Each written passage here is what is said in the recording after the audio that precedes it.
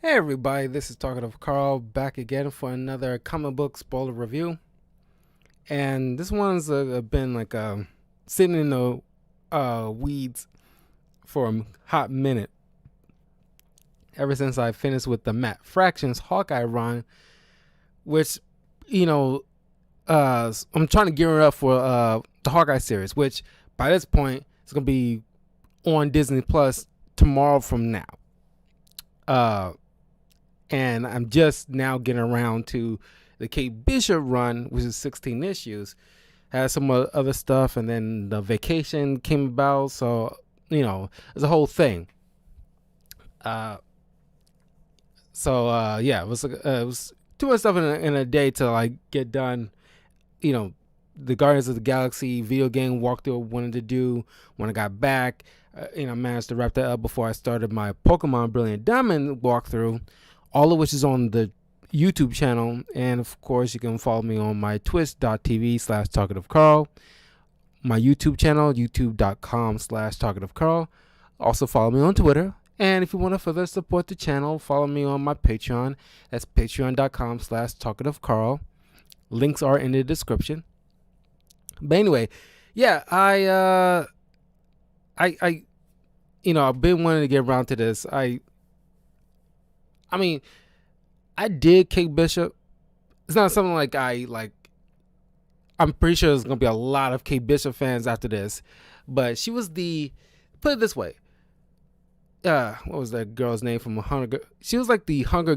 They make a reference to Hunger Games, from one of the trailers to the Hawkeye series. But Kate Bishop was the Hunger Games before the Hunger Games was a thing. If I can put it in any kind of way that makes sense, and that's what I kind of dig about her. She's like a more smart alecky version of Robin to Hawkeye's. Well, to be frank, I think it'd be more apt if I say she's like the Red Arrow or Arsenal to Hawkeye's Green Arrow. If that would be a more apt comparison. But she's a lot more fun and doesn't have to worry about the whole baggage with the whole drug addiction and then constant death and rebirth and all the other stuff that Red Arrow had to go through. She's been the most consistent, and actually because I did read. This is my second time going through this Kate Bishop run. I think this is one of the best Kate Bishop runs I've read. Granted, I haven't read, only seen only other time I've seen Kate Bishop in any other comics is when she's like a supporting character. This is the only one I've actually read this solo, pretty much it's her solo adventure kind of situation, with a few supporting characters pop in and out along the way. But yeah, there's been at least a couple of Kate Bishop ones. This is the one I read at least the second time around. Yeah. So this one's been written by Kelly Thompson, art by Leonardo Romero. So this is during the Marvel Now era when they're trying to do kind of like when DC did their little rebirth thing to get everything to status quo where people like and out of the new 52 crap. Marvel was at this time trying to do the exact same thing, but it worked to some extent, but not like a full on perfection across the board. So she's on the West Coast. Instead of New York. She's trying to establish her own, because she wasn't even just a mentor to Hawkeye. She was also, fun fact, not mentor to Hawkeye. She was the apprentice to Hawkeye. She was also the apprentice to Jessica Jones, who, if you remember from the Netflix show, and she wanted to start her own detective agency, and she wanted to be trying to find her own roots. That's not encumbered by so many supervillain attacks and bogged down with all these superheroes stuff. She wanted to be away from that for the most part to be like her own thing. So she in Venice Beach trying to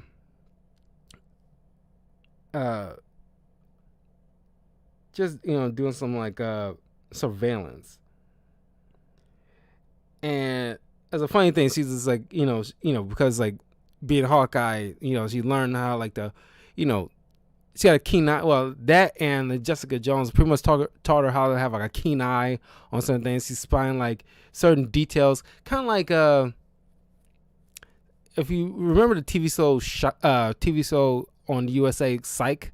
It's kind of like focus on a particular area where she can like pretty much scan a person, or like just to know where that, so she can always know exactly where she can aim if she ever choose to aim.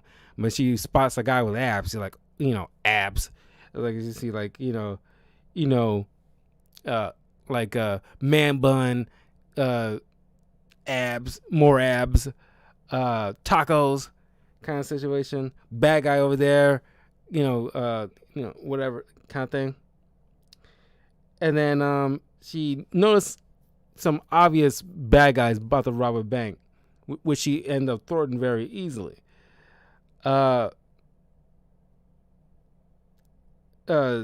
She she has a little spot.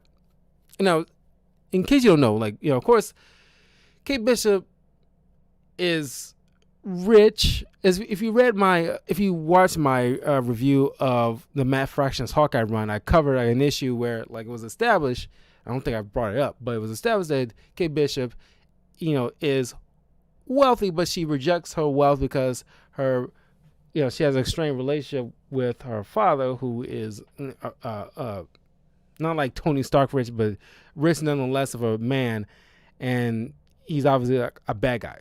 Will be introduced to him in this series.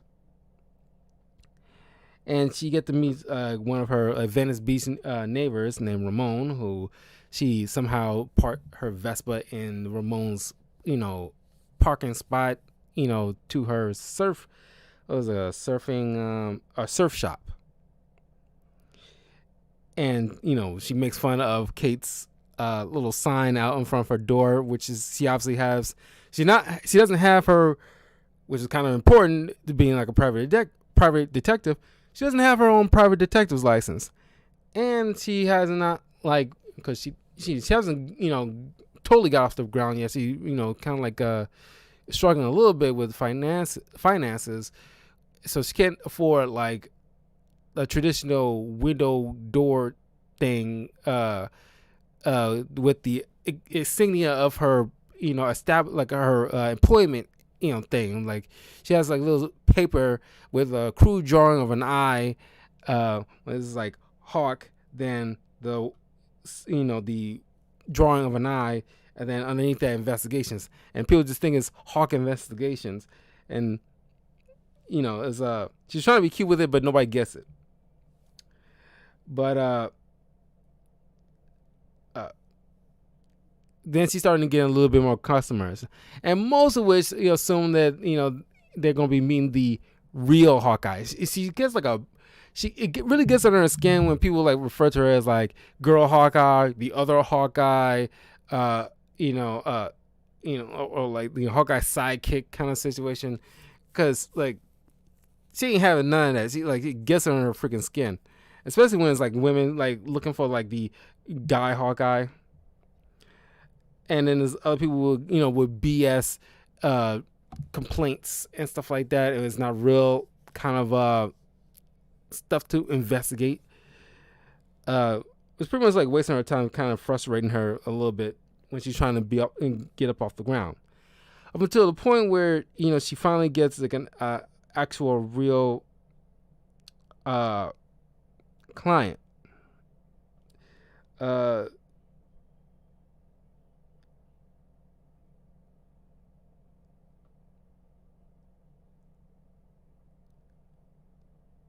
What's her name?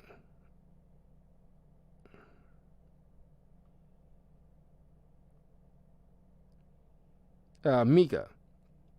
She goes to this Kennedy College, and she runs some kind of like a blog of some sort. She write for like a college newspaper, essentially, and she's being like harassed by some kind of stalker who kept, saying like, like those kind of trolls on line kind of situation. They kept like hounding her, saying a very crude, awful crap. And it seems like they escalate, but nobody can seem to do nothing. The police can't seem to do anything about it, despite them, half of which feeling sorry about the situation and wants to do something about it, but like, their hands are tied. Like they can't. It's if you watch enough CSI or like Law and Order, there's a cyber crimes division that can probably easily look into this, track the IP address or something like that to find who this person is doing all this. Because essentially, I mean, I think we're taking it a lot more seriously now than we used to when this comic came out. Because this comic came out. This comic came out. 1 second. This came out in 2016. Well, not that too long ago. It was just like 5 years, but still though, there's a definitely got some time went by where we it was only last year when we started taking certain. Well, I think it was like maybe like a year. I don't know when the whole anti-bullying thing was like a push for it with like taking that very seriously. I don't know if it was around this time or a little bit after, but especially last year when like things like this will not be tolerated and will take a whole lot more seriously than we used to. But you would think like they will have some kind of thing in place where to prevent or at least track down who it is, and then have the police track them down, and maybe they can arrest them, but actually that way put his face on put the name to the face, and therefore she can probably file a restraining order kind of situation. But when she like stopped, everything stopped. The whole terrible messaging from the stranger stopped. But when like after a few months went by and she started back up, that's when it came back again. So she took to hiring a private investigator, which Kate happily obliged. So she went to the college trying to trying to track this guy down using the computer shop there. She's not very good with computers. She obviously needs a guy in a chair, which she ended up meeting from this. She ended up meeting this decent guy, kind of like a boy next door kind of nerd. That's not like stereotypical nerdy, but like has the brains to know how like his way around the computer. He's a decent looking guy. Just here's the thing. They try to make. I hate it when like it's so like a horrible stereotype and not to the level of like blackface or anything like that, but it's like it's nerd face or the Big Bang, fixation kind of situation, the Big Bang Theory nerd face, where it's like, oh, he's got glasses, so he's kind of shy or not too sure of himself, and he knows the way around a computer kind of thing, but he's decent looking. And it's like, I see where they was going for this, but it kind of felt flat for me. Like this, this guy's not that bad of looking of a dude, and you can definitely see like Kate can easily fall for a guy like this, but she ends up like hooking up with this other dude who's not bad either, but it's like you kind of feel for the dude, and there's certain facial expressions. Kudos to the artist, because the facial expressions when it pops up, of when like because I've been there, we all been there when we see like a person that we interested in, he started kissing on some other dude, and we feel some type of way about it. What's this guy's name?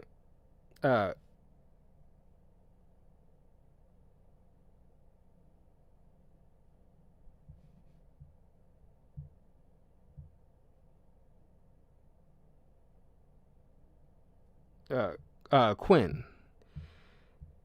And Quinn helps, tracking down this, dirtbags, information.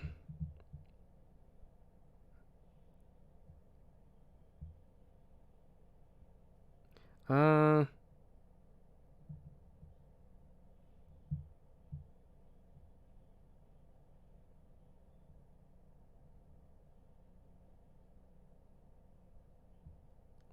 uh,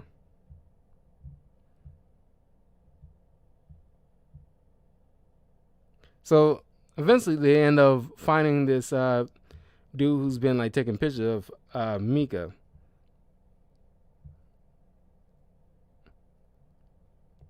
It was like an awesome little short but awesome chase scene. What's this dude's name? This idiot.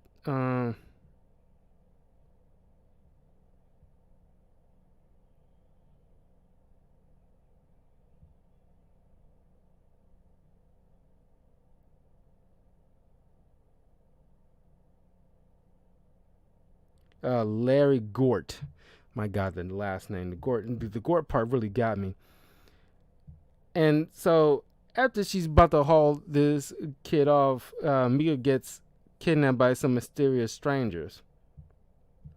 And I like the cover art of this Kate Bishop run, and because it kind of reminds me like a little bit of those old school uh, teen noir type of detective stories mixed with like I forgot the franchise of like this old uh not novel, these old book series, where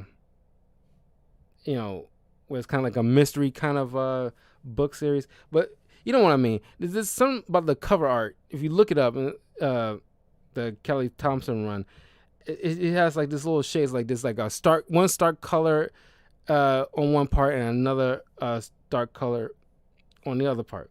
Hopefully I don't get in trouble. I'm going to show you who I'm talking about. Like, hopefully this will see in. Hold on. This will help. Nope, that's not going to help.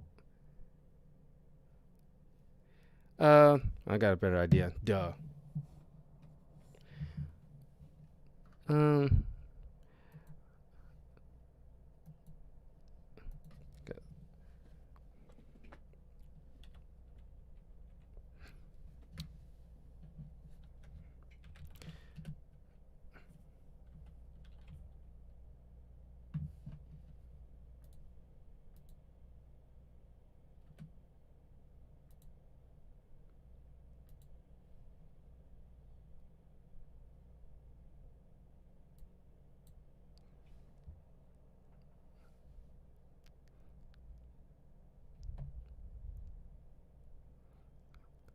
Where are they?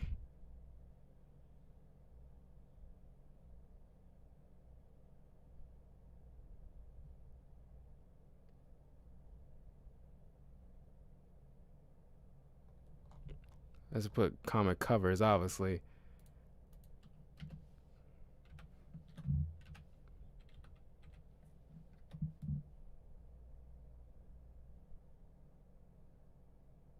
There you go. Here's one. This is the one I'm going to next.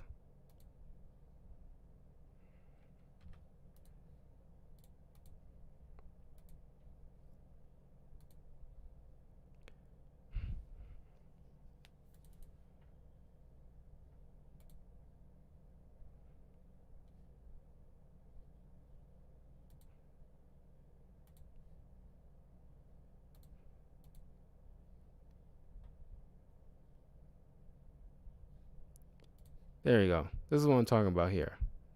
This little kind of design, I dig it. Uh, uh, this whole kind of that's what I like mean to do, because like oh my goodness, but it's okay. Usually I have like cover arts because it's been a minute since I had to do this, but I usually have like the cover thing set up here.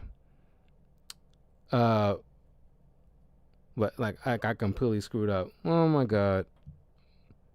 But Oh my god, I'm behaving like such a noob. It's late, and it's like, I'm just like a little off my game. Got so much to do and work kind of thing, but it's okay. Um, we'll go ahead and like a little bit. Uh, mm.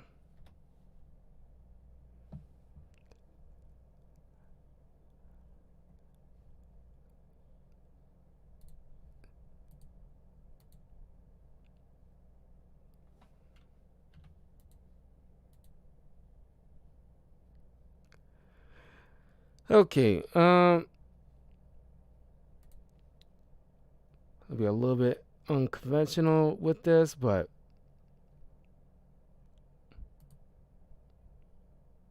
go ahead and get that removed here. But I'll pop some more back up pretty soon. But anyway, now that she's putting this kid, taking this kid to the cops. Kate finds out about this little organization he's a part of. This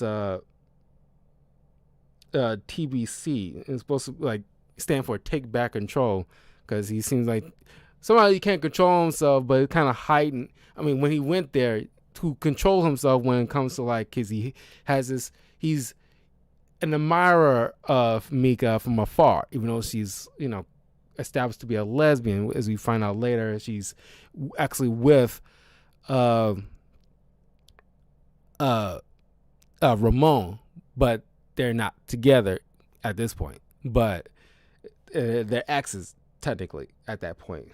And somehow when he went to this organization was supposed to be helping them, turns out to be exacerbating, or at least heightening that feeling to dangerous levels. But she doesn't believe him. There, once at the police station, she meets this detective, Rivera, who she does feel for Mika and her situation. Her hands are tied, but she still can like hold the guy for a little while. But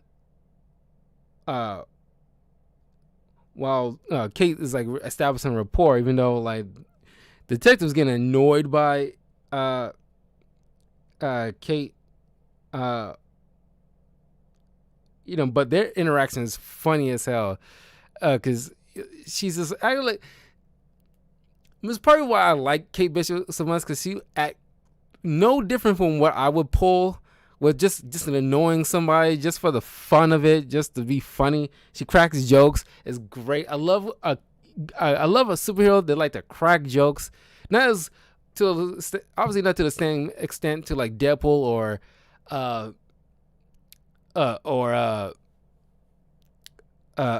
Spider-Man, but still enough to where I get a kick out of it, just to see the annoyance of Detective Rivera's face when like she had to deal with Kate every time she comes around. And there's a moment later on towards the end of the run, and like Kate seems like she's down, but she's not too down to give Rivera the finger guns. Just like it's great. I freaking love that. It is probably my best interaction between a supporting character and Kate, beyond Clint, who shows up in the last few issues.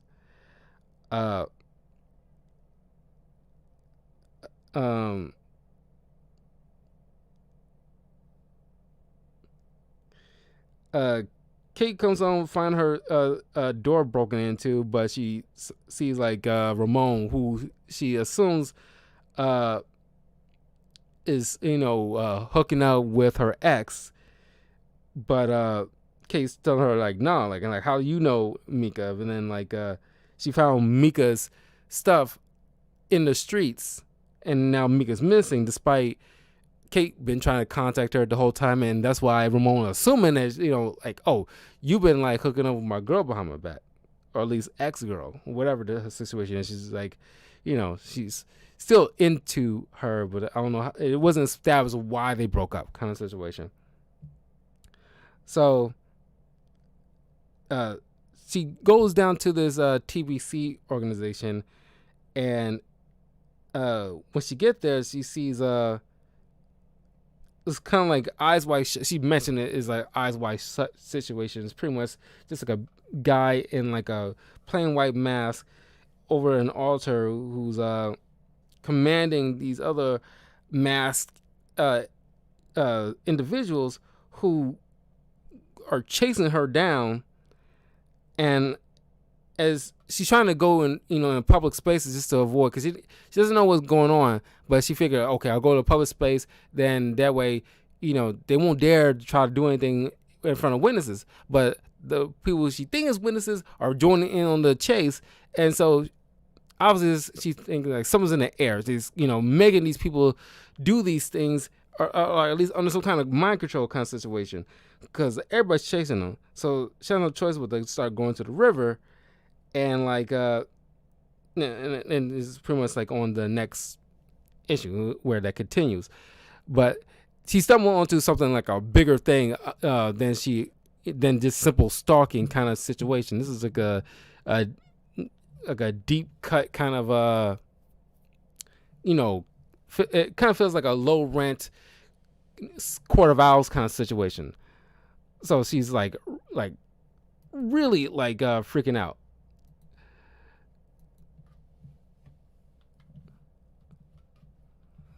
Okay, try not to bust anything here.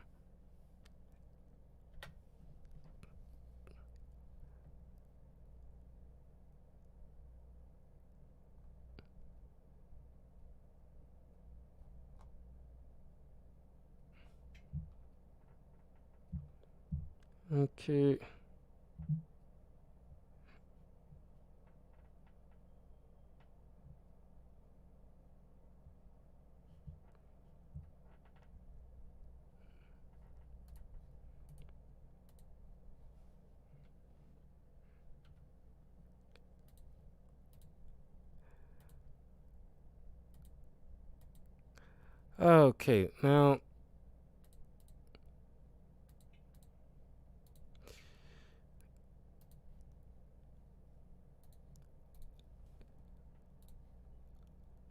Okay, now I'm usually more prepared than this. I apologize. I'll try to make sure that I'm more properly prepared next time. Cause I'm usually more prepared. I was trying to make sure I'm like when I'm doing these comic book reviews, I'm a little bit more prepared for these kind of things, and I don't feel like starting the video over. I really don't. So now she's at the bridge, but then one of the people in the crowd tackles her to the into the water, and just pretty much keeping her away from the mob. And it turns out to be Rivera undercover, who's letting her know she stumbled onto something that she shouldn't be involved in. But Rivera, just to give her just a little bit of information, but not too much, because she doesn't want Kate involved into this kind of thing, because she's not a fully established PI nor a cop. But she let her know about these little sticky note things. It's not a sticky note, but it look like stamps almost. But it's like it has something on the adhesive part that kind of force you into some kind of suggestible trance. To me, it was why the crowd of people are just falling underneath this main guy's spell.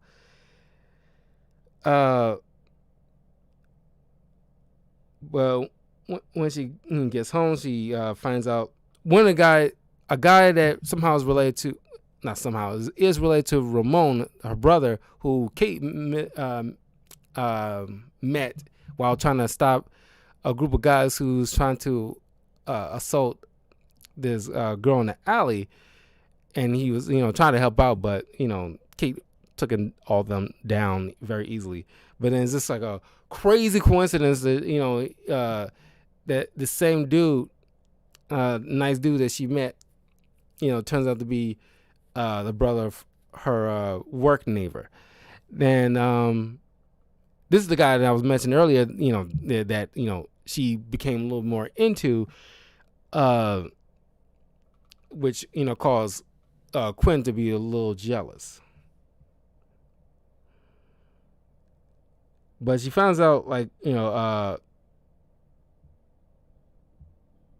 through looking through uh, the stalker's phone, looks like he was like under the influence too with those little stamp things in his phone. It was kind of made him like obviously do certain things. At least like hiding his already like thing, like his stalker, his tendencies is kind of heightened into dangerous levels. Then they track Mika's phone to this big party, over like Privateer Street. I'm not sure if that's like a legit place in Venice Beach, California, but there's like a big party is going on, and Kate is being like hit on by the dudes like running the party. It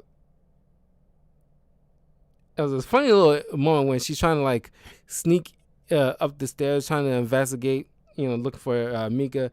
She bumps into a room with some people that are having sex, and she trying to sneak in another room. Some dude's using the bathroom, and it's like it's just like a funny little thing. It's just like it's very Scooby Doo, like but like a little bit more hardcore than Scooby Doo. But you know what I mean? It's like going through all these series of rooms, and there's always these uh unfortunate events kind of situation going on. It's hilarious. Then she finally sneaks into like this room where there's a passageway leading down where to this like not dungeon, but it's, obviously it's like make look like some very old school medieval type of with candelabras everywhere. These masks, all these little white masks are strewed about, along the walls, like Christmas decorations and stuff like that, with these monitors monitoring the party. And she finds Mika tied up, but then also lurking down there is this big bulky dude in the mask who jumps on Kate. So yeah, I mean, so now things are getting like really serious. Yeah, even more so than before.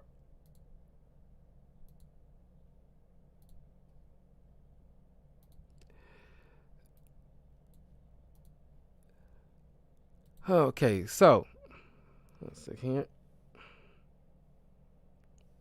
I don't have a book, so like I usually go online to read any comics that I need to read.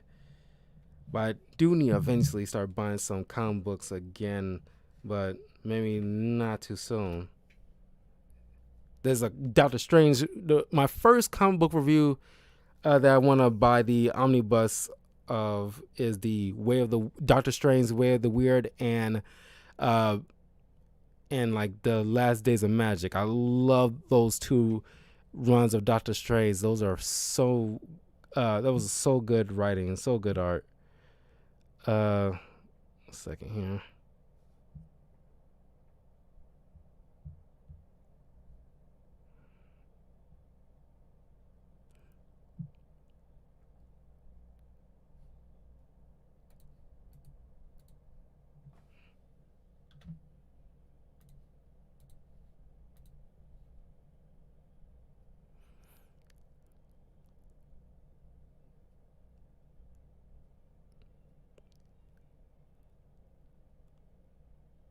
Um,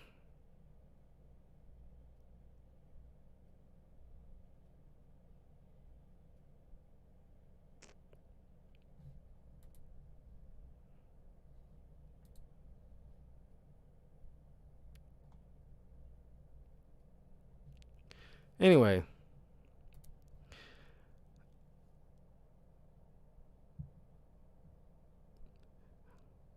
uh, there's an awesome opening where like Kate is like just cut through the BS with like usually with like superhero, like super villain monologues. It's like, you call me monologuing kind of situation. It's like, nah, let's cut to the chase. Like, I love this because like I mentioned multiple times how like, Spider-Man game where it's like Spider-Man has done this for a while. So it's like he's not new. He's like, he can pretty much do this in the back of his hand kind of situation. It's like very little that really catch Spider-Man by surprise because he's done it for a while. Kate, she's, well, at least more experienced than Miles Morales, by quite a few years. But she's been in it long enough to understand, maybe just because of the writing, that hey, like I understand, like it's like somehow you amplifying the hate in the town and feeding off it. Plus those stickers, some kind of like primer or something. Am I getting warm? And it's like pretty much like warm enough for you to definitely for me to definitely get rid of you. It's like she's she learned some pretty good lessons from Jessica Jones, whereas like by this point, like, okay, I think I got the gist of what you're going on. So it's kind of like cut through all the BS with the monologues. It's like I got it, I understand. Then she started antagonizing, this masked dude, just to force him to like use his strength and just like, smack her back, forcing her to break the chair that she's tied to, so she can, get herself free. But it takes her a minute because she got hit harder than she has anticipated. Despite the fact that this dude got like, he's like nearly. Like it was like half the size of the Rock, pretty much, and she getting still mollywopped. But she managed to blind him with this kind of like hair, looked like a hairpin, but it looks like something fused inside where it's kind of like like a flash grenade kind of situation. I don't know, but then she frees Mika. She goes upstairs, and all the party goers are pretty much in mask now, except for Ramon and her brother, who's there, who tagged along trying to help. And then Quinn. And then, Mika then started to get under the mind control too, and just just forcing them to like go on their hate emotion. And then somehow like Ramon got through to Mika with the power of love, which was the corniest. Honestly, the whole power of love and power of friendship,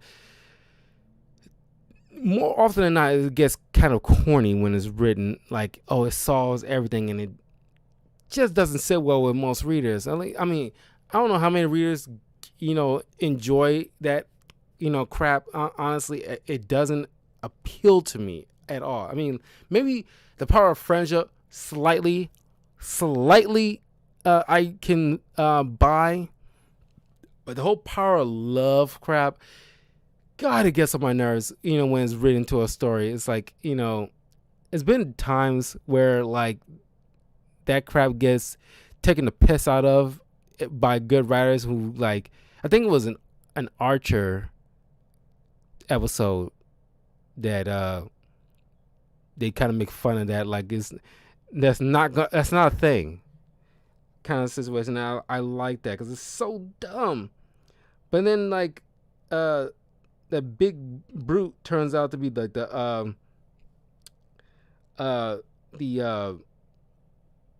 party host, and he sucks all the hate fueled up from the mass people inside the party, pretty much knocking them unconscious while he's turned to like a mini Hulk, pretty much.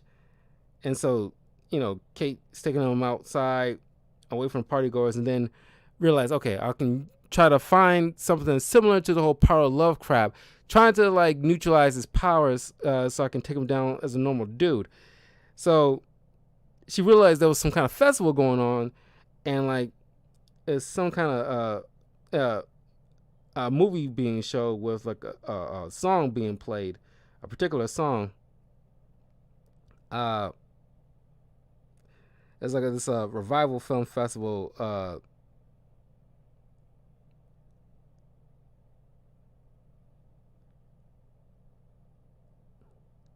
I forgot they mentioning what it is because I'm not really familiar with it.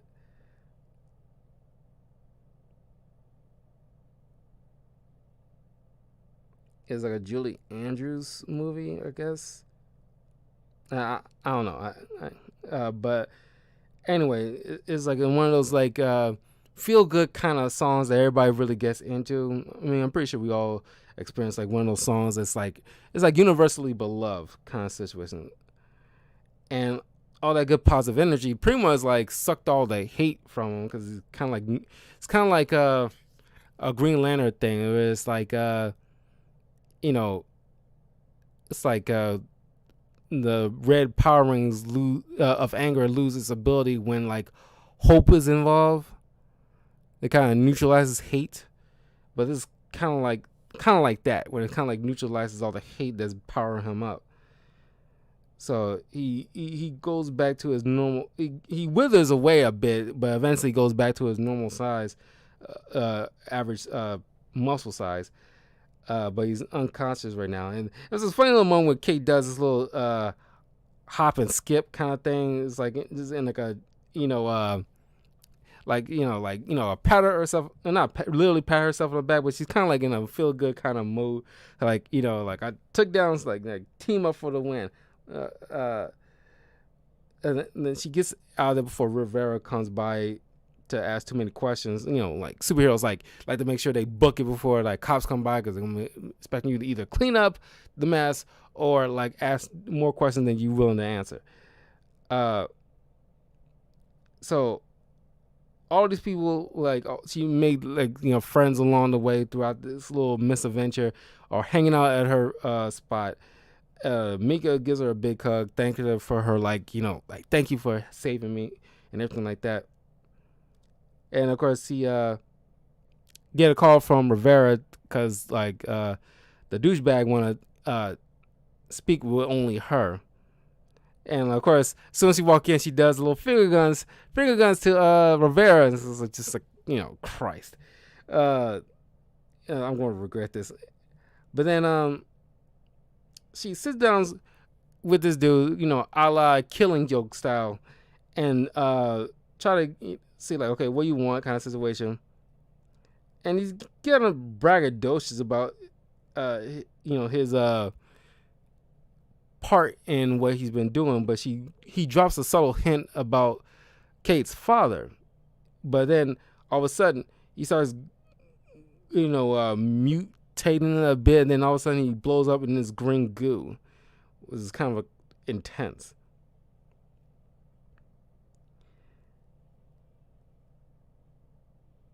And when she gets back, she runs into Jessica Jones, who's who brought in Brad, who I'm pretty sure was was it the same dude that was the stalker guy? I'm pretty sure. But anyway,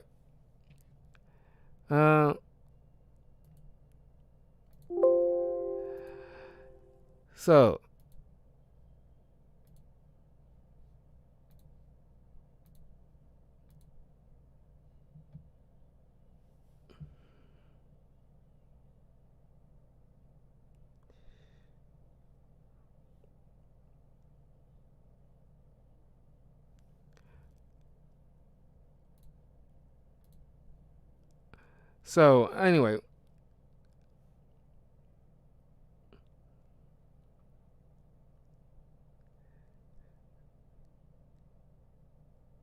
so they interrogate Brad, who's being questioned by not only Kate but especially Jessica Jones. They both consider him an asshat, which he is, and question him about his knowledge of this missing girl that Jessica's been looking for. That she went to California to follow a lead.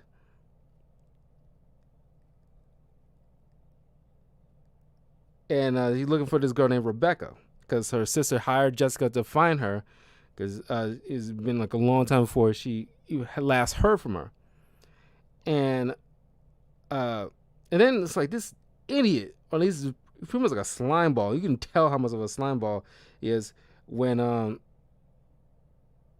he mentioned something about like when Jessica mentions about like Rebecca's sister, the way she was describing Brad to her is not so pleasant of adjectives, and he just nonchalantly just say like, what can I say, bitches be, and then Jessica cuss him off right then and there. If you about to say bitches be crazy, I advise against it.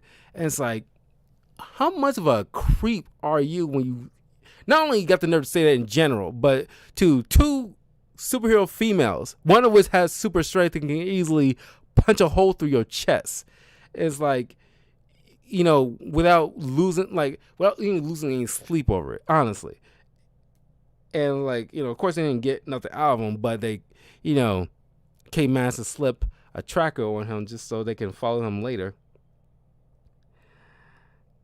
And of course you get these little fun little tips in this issue with what Kate learned from Jessica, about like, hey,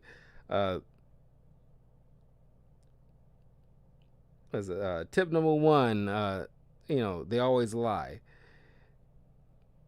Tip number 2, case takes precedence apparently. Tip number 3, stakeouts are all actually boring. Tip number 4, aviators rule. I think at least 10 of these. I'll try to go as much as I can. But then they start tracking down Brad to this swanky little mansions, having this kind of like party going on.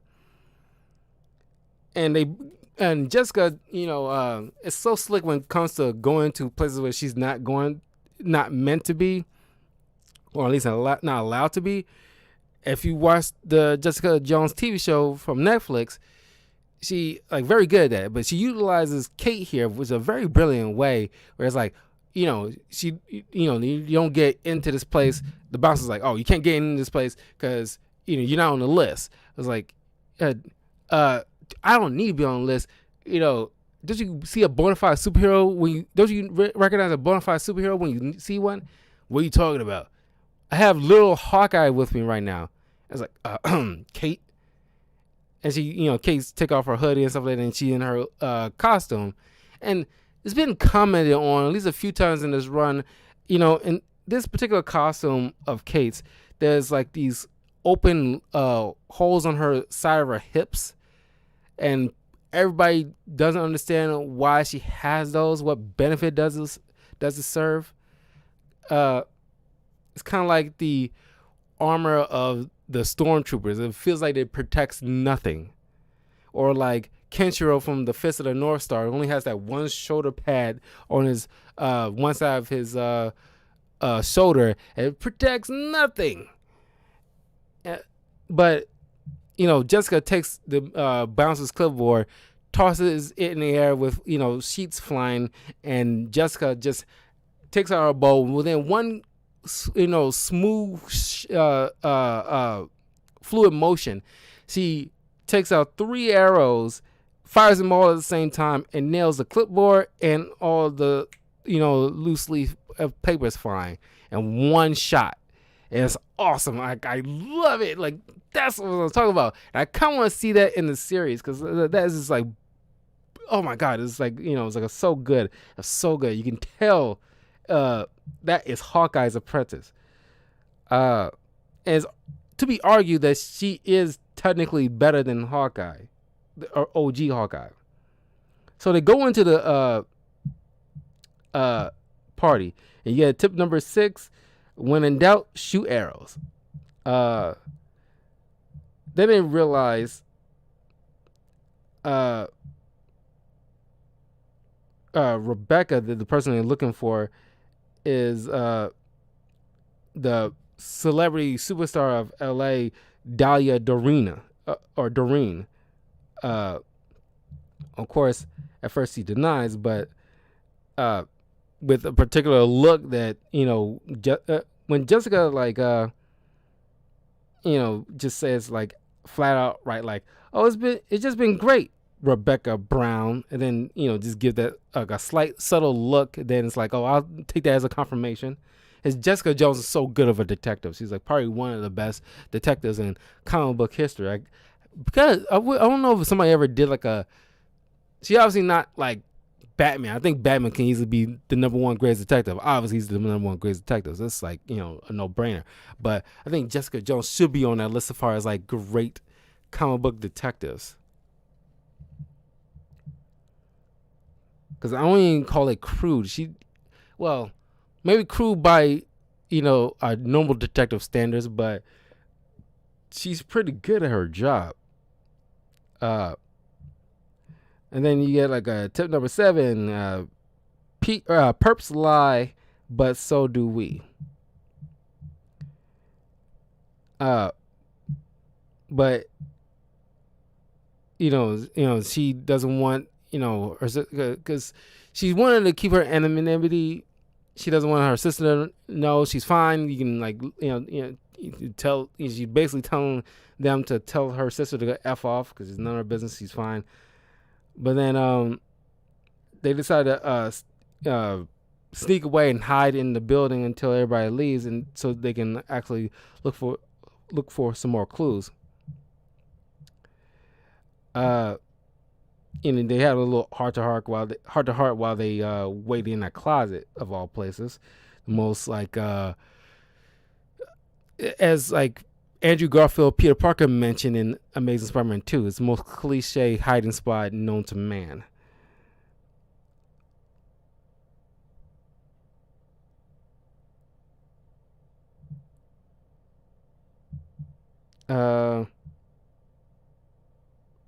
She brings up about her father, and it's like the whole situation is kind of like got her head spinning. What Jessica's advice is pretty much like, keep your cards. It's okay. You can keep your secrets. It's fine, but it's like if you need help, I'm here, kind of situation.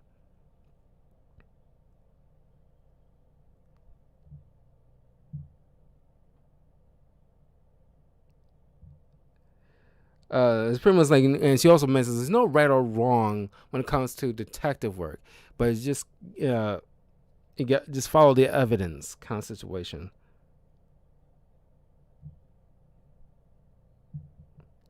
But then as they figure the coast is clear to start searching, they get attacked by this dragon. Not like a huge dragon, but it's almost like the size of a minivan.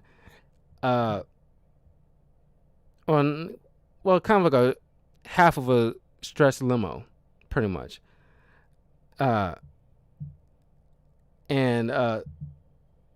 Jessica gets knocked out the window as this thing's flying off. So now they gotta deal with that before that thing starts attacking random civilians.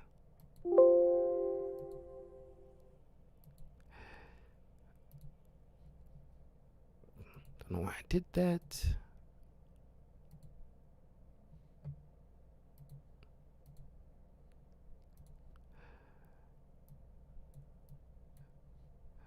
So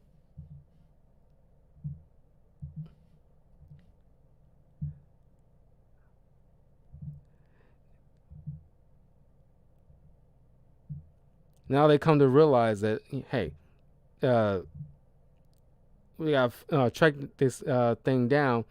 And when they track it down, they end up finding Rebecca, who was talking with Brad, and they come to realize, she is the dragon, and they try to take her down, but then Kate realized, okay, maybe she's not all monster. Let me try to talk her down first. So, and when they come to realize she's an inhuman, and this is during a time where of course, like X-Men still, I mean, Fox still had the X-Men property, and Marvel couldn't use the X-Men in like the comics for a good stint, not until at least last year when they got the rights. But for a while, they've been using like the Inhumans. Here's the thing. This is a side note. Was my little grievance with that little stint in time when like Marvel did not, for some reason, could not use the X-Men or Fantastic Four or anything because the Fox had the rights to them. Like, so the fuck what? Like, you started the characters. They're just, I mean, given the fact that, yeah, early, like late 90s, early 2000s, Marvel wasn't in too good of a shape. So, people just buying up properties and left and right. Universal got Hulk and Fox got X-Men and Fantastic Four. But as Norman Osborn, Green Goblin would say, I started this company. You know how much I sacrificed? It boggles the mind. So now, because of that, they had to use the Inhumans, and this is, it's right when the rumors were starting about like it was like Inhuman show was supposed to be doing, and they trying to make like the Inhumans a thing. Well, there's already a thing, but they're trying to bring it to light for like the MCU, but it obviously didn't turn out that well.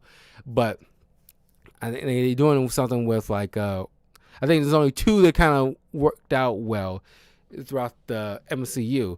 There's one is about to be, obviously is about to be the Miss Marvel, which we know is coming up fairly soon, some point next year.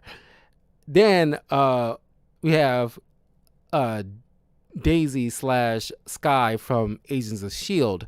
TV series, who was also an Inhuman. And they touched on the Inhumans in a particular, I think, season 2 of Agents of S.H.I.E.L.D. 2 through 3, I believe. And, I mean, that's the only two that I actually liked so far that, they're all right with a particular Inhumans characters. I mean, the Inhumans can be done well. Obviously, it's probably been done well quite a few times. But in the last few years, they've been dropping the ball with the Inhumans. And mostly because, me personally, I think they've been trying to make the Inhumans like the X-Men. And it does not work that way. The Inhumans, by and large, are like secret society type of deals, similar to the way they treated like the Eternals. Because, as I mentioned in my Eternals review of the movie, the Celestials, made like Inhumans, the Deviants, and like help some of a fraction of the humans, with the X gene kind of situation, like planted a seed in a few humans with the X gene, which eventually evolved into what we know to be the mutants of today. But the Kree also came at some point to Earth, experimenting on some humans, and a few of those became, because the Kree aliens are responsible for creating the Inhumans, which is another subsect of humans that, being subjected to the terrorism mess, gain superpowers, kind of similarly to what you expect an X-Men to gain, but slightly different, genetic wise. But this is like around that time when it's like, okay, you can't do nothing with X-Men, so let's just focus on the Inhumans. We still have them. So they bring Rebecca back to normal. Kate knows a few Inhumans. She told her, like, I will get you in touch with some Inhumans. They know how to help you, but I'm here if you ever need me, kind of situation. There's a nice little moment here. And when she later on, Kate helps not walk, but like rides with Jessica back to the airport, and she gives Kate some sound advice.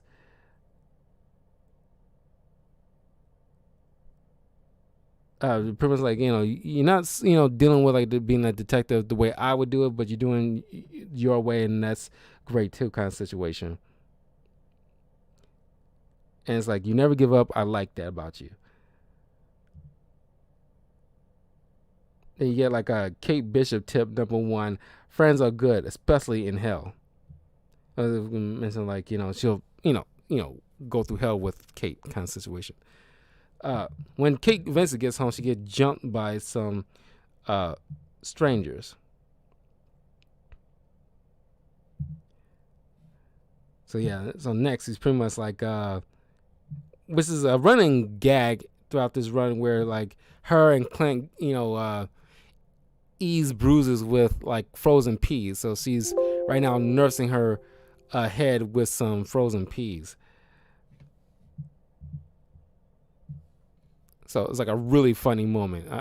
It's like like at least funny running gag. Some running gags are just like pretty dang clever, honestly.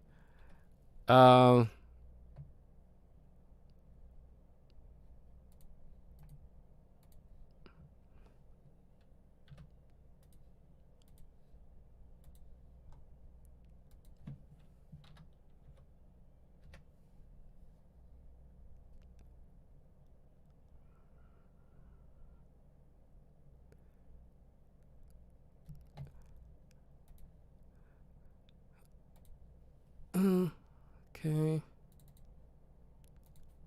Do.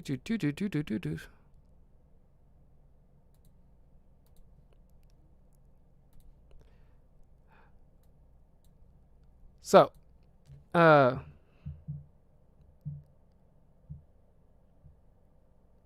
Kate gets this like a weird present left behind, which is like a necklace that was previously worn by her mother. So it's really like getting her under her skin. So this is when like she's having like a little kind of like a low point when she's like, it's kind of like feeling like she's not going to be coming back after this little obvious trap left by Madame Mask, who obviously had a run in during the Mac Fractions run of Clint Barton Hawkeye that I did like a video on. If you check out that review, you'll know when I'm talking about their little interaction between Madame Mask and Kate. So Madame Mask is back, and she knows like, she's going to accept the invitation to her spot, but she want to like, let her friends know like, hey, you've been good to me, y'all been cool. Look after Lucky, if I don't come back. And then she talks with Rivera, leaving behind like the necklace, just like, do like some blood analysis and everything like that. And then like, of course you get the finger guns. Like I never too upset to give you the finger guns. Pew pew pew pew pew. It's like, it's like, God, it's like, I love that little, just the smirk of it all. It's just like, it's so good. So she goes to this building owned by Madame Mask, and then she gas the old security guard guy just to get to the through the entrance. And of course she's like in the meantime getting like flashbacks of her younger years, while her parents were still around. Her mother seemingly like she's a bit unhinged, trying to get Kate away from the camp, summer camp she was in, to trying to steal her away. But then the father pretty much seems to have full custody of Kate. But then it just, to Kate's mind, it seems like, because she still thinks like through her father and her mother, but her mother seems a little, little by little seems more unhinged, and she doesn't understand. Even though she behaves like an adult, when she was that young, it seems very mature for her age. She still didn't grasp, what was really going on and what her father was doing to her mother. But then she go into a building. Obviously, it was a trap, but she was, the whole time she's messing like, I was invited. It's like why I gotta go through all this crap? And then she pretty much like kicking a lot of ass, despite some punches and nearly drowning by one security guard. She eventually get the upper hand. Then she finds her dad at the top of the office instead of Madame Mask. So yeah.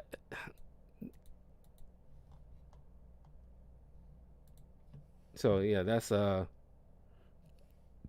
whole nother big heap of a surprise for Kate.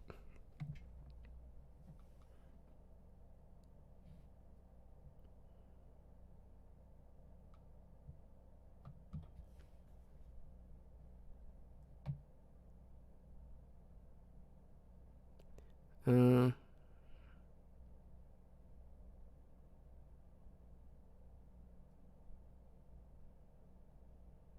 I gotta say, I love the art in this. Like the art in this is like pretty doggone solid. It's not like photo realistic, but I wouldn't even call it minimalistic, really. But it's just like I don't know what it was like the artist was going for, but I'm feeling it. I really am. Uh,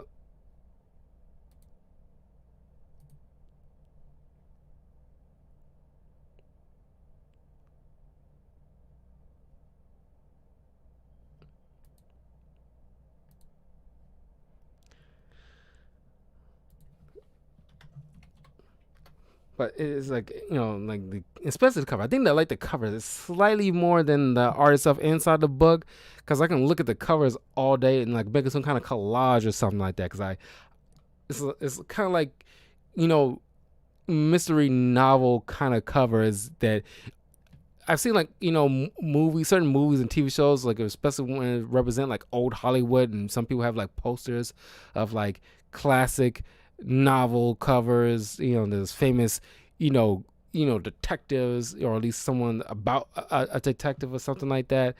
And it's something. If you catch my drift, it's something similar to that, and I'm just digging it a lot. So yeah, Leonardo was like doing like a fantastic job, with like the art choice.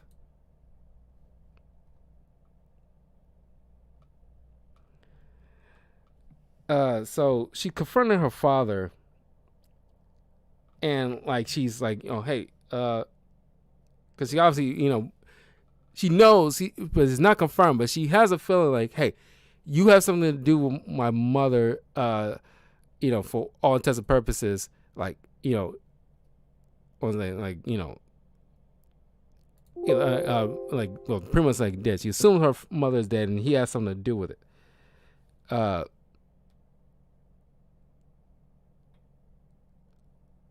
uh, but she ended up finding out that Madame Mass is in. Uh, Marvel is doing a. Marvel has a history with clones, mostly usually with Spider-Man, who's or at least the Spider family, who's well, more specifically Peter Parker and Miles Morales have been dealing with like a lot of clones in their lifetime. More recently with Miles, with a recent run of his, but I don't think anybody who's read Marvel comics enjoy any time they was dealing with clones, especially when it comes to Spider-Man. In this one, Madame Mass is cloning individuals to bring them back younger, but now she like kind of like owes her kind of situation, and she's responsible of cloning that scumbag party host, and cause him to explode. It's pretty much like a ticking time bomb kind of situation. Like she's about to spill the beans, boom, blow him up. But she finds out that because her father looks so young, for his age, despite should be a whole lot older. She looked just like she remembered when she was just like a teen, at least early teens. And he also has superpowers. He has like I mean, maybe like they kind of modified him to have powers. It wasn't specific. It was like anything like mutant powers, but you was assumed it would be that the case. But he believes to stand the reason that Kate might have powers too. She hasn't unlocked, but his powers is similar to the Purple Man. He has the power of suggestion, which on one occasion he made Kate sit down. So it makes him even more of a creep. Because if you watch the Jessica Jones TV show, you see like Purple Man making like people just do the most effed up things, and especially when it comes to a guy and be able to have that kind of power, like how much of a sleaze he'll turn into. But you get this little Memento type of flashback, flash forward to the present kind of situation, where you have this like new client who's looking for her father, and it turns out that he's into some kind of like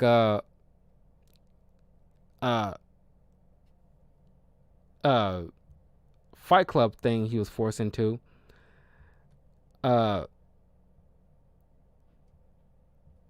of course, like, Kate's like still reeling from this whole father back from the dead, or at least, back from being missing situation. And also knowing that he's, kind of responsible for, the stalker,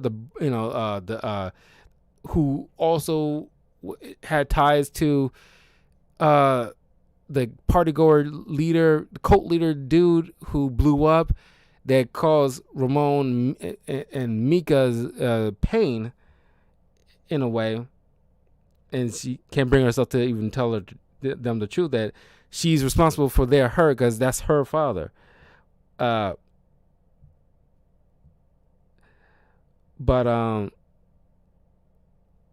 they want to tag along because they're their friends. It's like, I get it. And like when you're close friends with somebody, you usually have their back.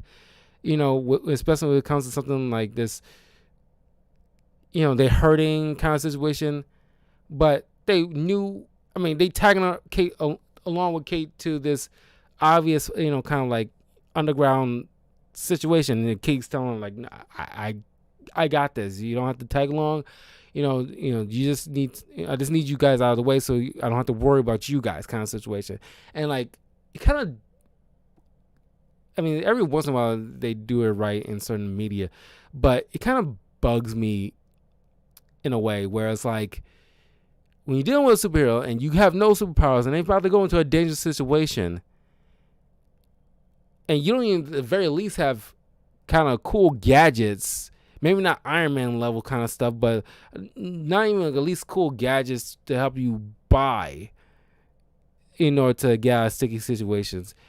You're a civilian by and large, and you want to, stick by them because I think they basically play like, Gen Z type of kids, the way that they dress and their attitude kind of situation. I mean, maybe not like, blogger type of, Gen Z, stereotypical Gen Z kind of thing. But, is this kind of, friends that they always like to write in a way. It's like, I'm going to stick with you because I'm a friend, Kate. You're like, you only know her, what, like a week and a half at the most? It's like, you didn't form that type of a bond to the point where you about to walk into a literal lion's den for her. It's like, she's a superhero. Maybe not the super part, but she's a hero. She fought, with Avengers before. And she knows how to handle herself, by and large, more often than not. You do not. You do not need to be there. Just sit tight. Kind of situation. It's that kind of writing that kind of, it's small but it bugs me because it's that kind of writing. It's like, you kind of like, you don't need to be there. It's like, I don't care like how good of a friend you think you are with this person. You need to lay the fuck back because you will be killed. And it's like, and then you're going to have them blaming, and then you're going to have this whole trope with like the heroes blaming themselves, but then like the friend or friends of the friend saying like, like, there's no way you can stop them, because they will go through hell and high water for you because it was their choice. Bullshit. I told you guys, I want to feel bad. Or at least I will feel bad just to a certain extent because I told your ignorant ass to stay away because you will get hurt. Now I got your death on my fucking conscience, or you getting hurt on my conscience. Like that just like, that kind of storyline is would you call it cliche or just like very overused to some extent? I don't know if it's a typical cliche, but it's cliche to me where you got like this kind of crap going on, and it's like, so she goes to this like underground thing, and the bouncer like letting Kate in because she has like a password kind of situation. Uh, no, not password. She says, "I'm here to see Liam Donnelly." You know, the father that she's looking for, and the bouncer's like, "You know these three?" Is like, "Nope," and then like they are like left out. It's like, take your asses home. Anyway, then there's a bunch of testosterone filled dudes here, and of course like Kate gets roped up into because she's already agitated. She's not really like thinking totally clearly, but she just needs like obviously to punch something. So he in his fight club until eventually she finds Liam Donnelly. Of course when like Kate beats up one dude, uh, two more or three more takes his place, and then of course she's getting her ass beat. Then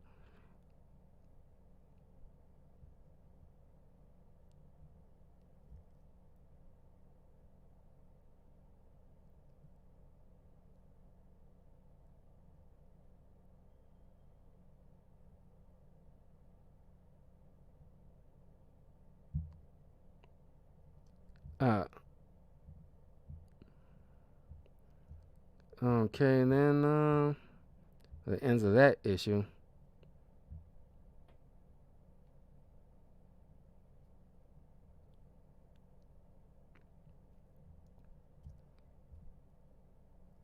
Okay, later on,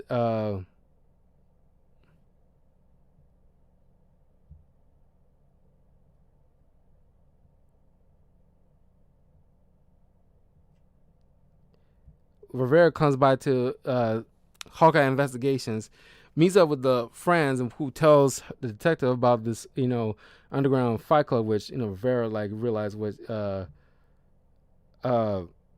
what's going on. So she brings in a complete SWAT team while like Kate is like dealing with a dude with super freaking powers and like supposed to be like a normal person fight club who's pretty much like got like, not only an axe but he can like a low rent human torch. So that's something like Kate obviously doesn't want to deal with. But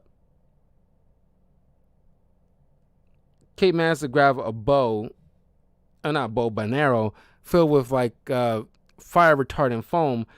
Uh, cuts off the fire and then like just beats the guy's ass. Uh, well, like she nearly beats his ass until like he got like the jump on her. She but she got him tied up in like in one of the net arrows. Then the SWAT team with Rivera comes by, swinging in, not swinging in, but just bursting in, like, all right, nobody move, please. And it's like, and then like arresting damn near everybody, including Kate, but obviously she's not typically on the rest, but they managed to like, rescue her and Donnelly from that fight club. And now like reuniting the father with his daughter.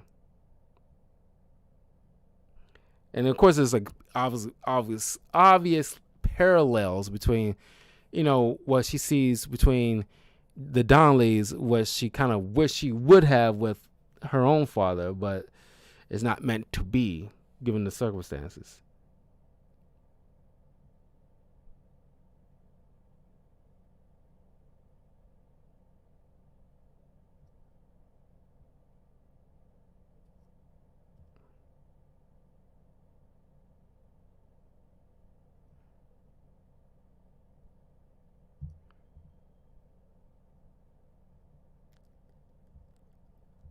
So she sends her friends away after like she's trying to nurse her wounds with her frozen peas.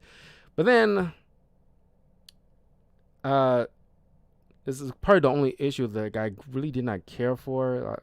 I want to say I didn't want to say it lacks, but she gets it kind of slows the momentum of the run at least a little bit, where Madame Mask got herself a Kate clone that she took over.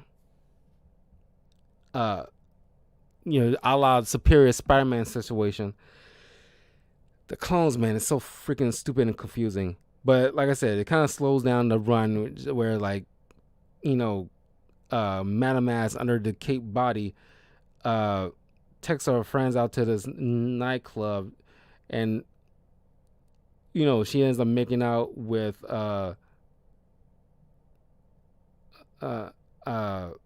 makes out with Ramon's brother, and also Quinn later on, and just when like the party end up stopping when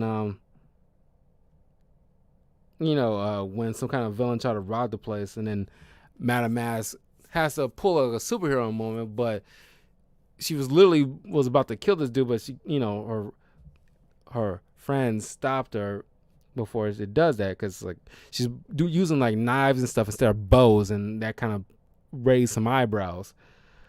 And she haven't made any jokes, which raised even further eyebrows. So she ends up sparing the thief, and they realize Kate is locked up in Madame Mask's prison, along with her father, which, I guess in Madame Mask's eyes, he kind of outlived his kind of youthfulness, but not totally. So she's still keeping him around for further use if need be, because certain things she still needs as far as like knowledge about the whole cloning process, which he essentially is helped her out with that process, because what she wants is superpowers, and with like the clone body of Kate, she hopes to eventually unlock that, whatever kind of power that might be. I'm pretty sure she kind of hopes for persuasion powers like the father, which, come to think of it, I don't know why she just doesn't make I can think of at least a reason why she doesn't want to make a Mr. Bishop clone, because she kind of preferred to have a female body, I guess.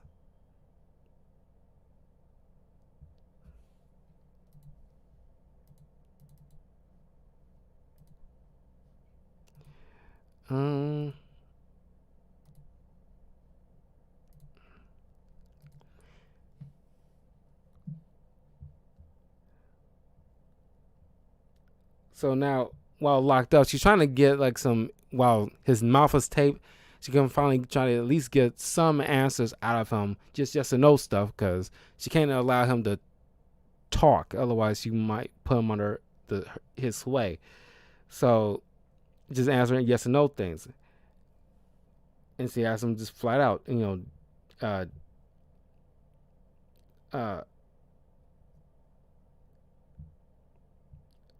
did you kill my mom?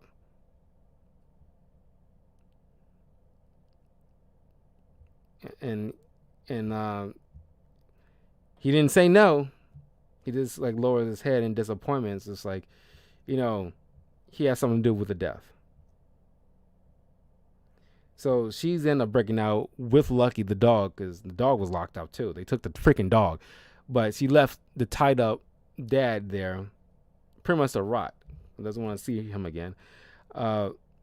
She fights her way out and finds her group of friends who's hanging out with a Kate clone and beats her ass. And they fight on top of the Hollywood sign, and not allowing, when she was looked like she was about to, when Mask was about to fall to her death, off the Hollywood sign, Kate still rescues her despite her like really not wanting to. But when she's trying to have a heart to heart with Madame Mask, given the fact that what she's been through, and Madame Mask asks like, "Why do you help people?" Pretty much like like what Kate mentions, like, if you don't understand, there's no point in even trying to explain it to you. I can't make you understand.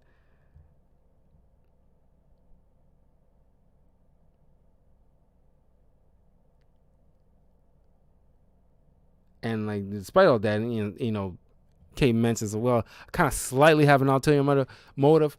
You're probably the only person that I can begrudgingly trust to help find my mother if she's still alive, because I'm not gonna get any straight answers from my father. But then Madame Mask tried to come out of nowhere. We try to cut her, but then she gets shot by Rivera, and then of course disappears, which kind of infuriates Kate, because like supervillains always pull those disappearing acts when you think they fall into their death. I like when she make references to the cliche things in comic books like that. Not like on Deadpool level, but it's fairly like like obvious. It's like of course she would pull a stunt like that.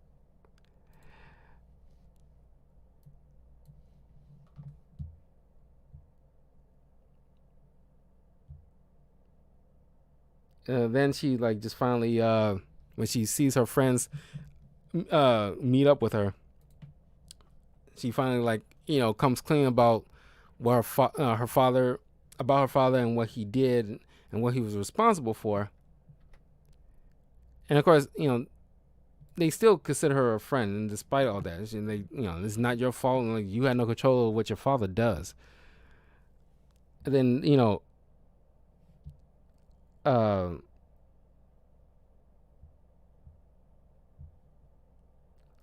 well, they all said they were going out. Let's go out for tacos for to celebrate, kind of situation.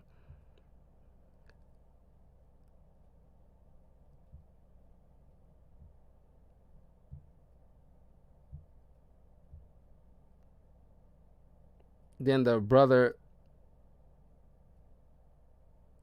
and Kate share a kiss, which too much to Quinn's chagrin.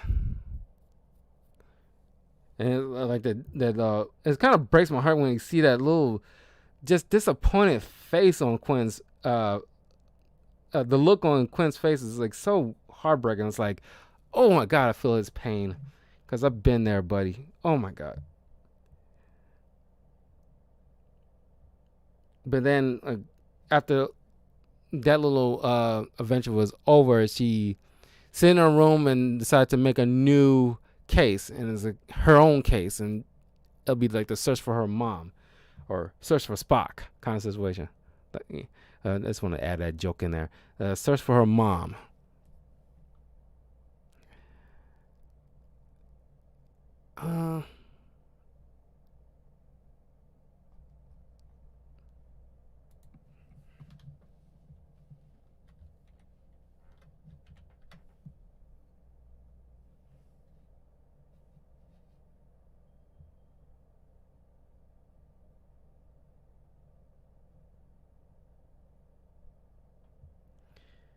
Next, there's a little short adventure between her and X-23, and that little during this time when this is way before Krakoa situation. Every once in a while, certain X-Men characters pop in and out, but you know,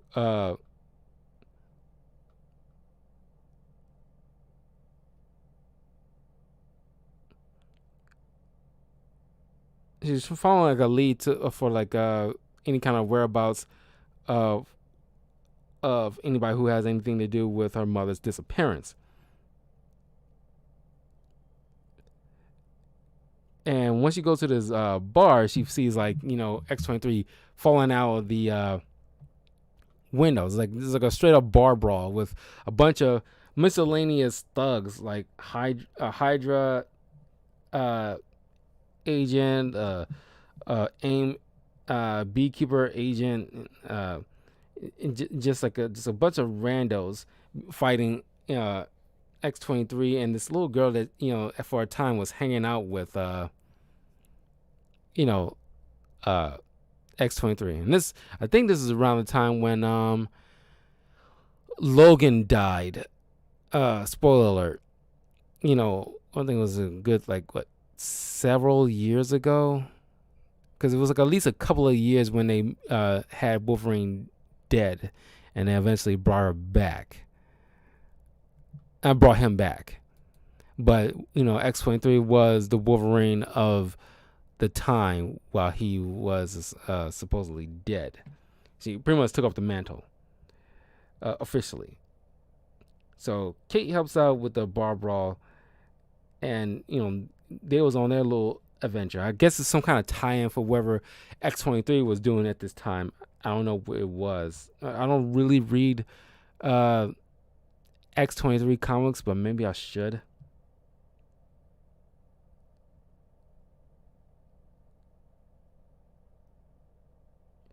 They was on. They was chasing this rogue Alchemax uh, uh, uh, uh, scientists or whomever who had something to do with their cloning situation.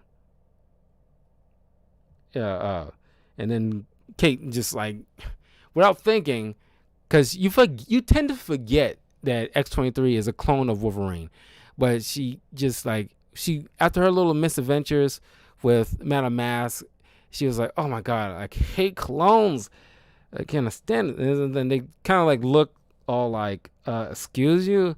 It's like, oh no, that's not what I mean. No, not you guys. You guys are cool. It's a very awkward kind of situation. So she's kind of like let me just end the conversation, right now. So they decided to team up, and then when they go to the next location, they tell oh, it's time to suit up, and they tell Kate oh, okay, you got 5 minutes, and it's and then Kate.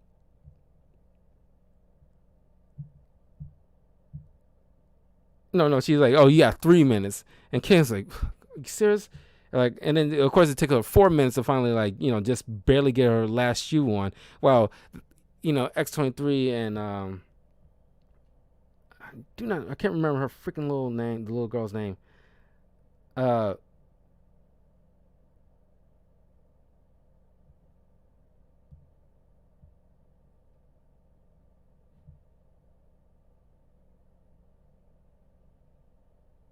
anyway, it's the only thing she even back currently in the Krakoa, because after the Krakoa X-Men thing, the status quo from Dawn of X and House of X, I don't think I ever saw that little girl ever again. So maybe they bring her back, but she kind of superfluous at this point, so it doesn't really matter. So when they when Kate's stumbling out of her room fully dressed, X-23 and the girl is already fully dressed in their costumes. This the black Wolverine costume. It's how you get dressed so fast?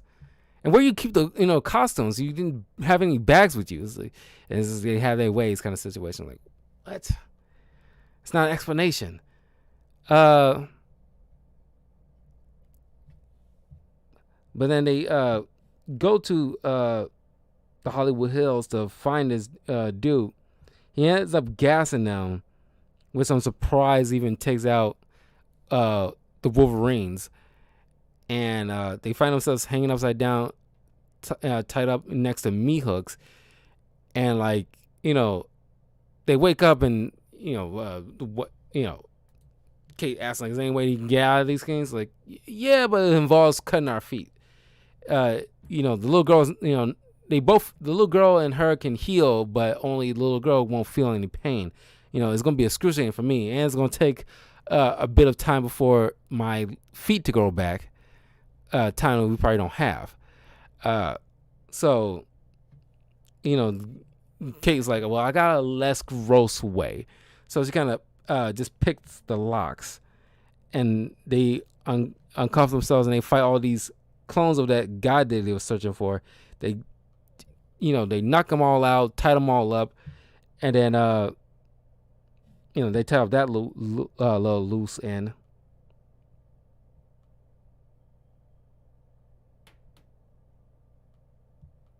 So 1 second here.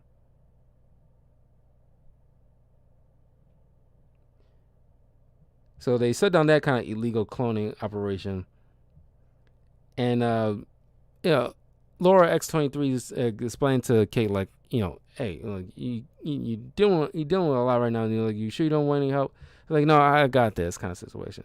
It was like a nice short little team up. This is like nice little team ups with, like, Kate Bishop in this run. You get to meet like X23, and I mean, if you reading any tie-ins with like X23 and Jessica Jones, you probably know what they've been going through that leads into these kind of tie-ins. But it's nice to see Jessica Jones, Clint Barton, X23.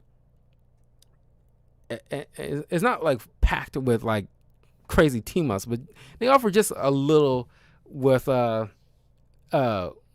it's like they offer just enough with a few that turns out to be just enough, and it's just fun little misadventures with Kate here and there, along with this main overarching story that they're dealing with.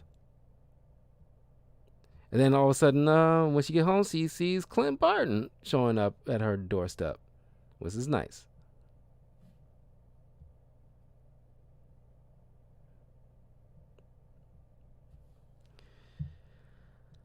So Clint's telling her, like, hey, like, I got a situation, but then Kate's telling him she got a situation, but it turns out his situation is a little bit more dire because somebody's literally gunning from him while they're literally out and about trying to eat pizza.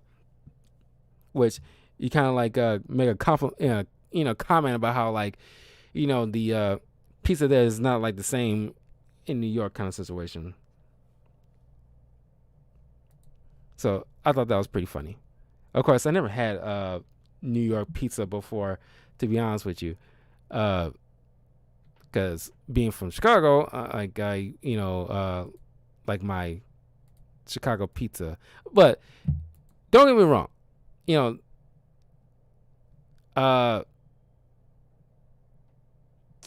the thing is, here's the thing.